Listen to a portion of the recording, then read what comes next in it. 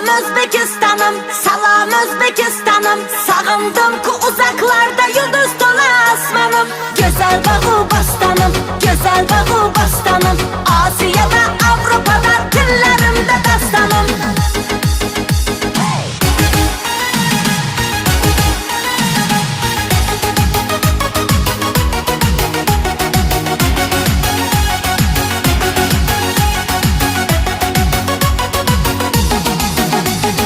Bülbül tola bağlarıma, karlı beled taklarıma. Dünya heves kılar güzel vatan bu.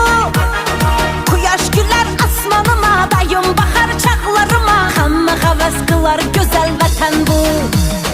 Bülbül tola bağlarıma, karlı beled taklarıma. Dünya heves kılar güzel vatan bu. Kuyaş güler asmanıma, dayım bakar çaklarıma. Hamma heves kılar güzel vatan.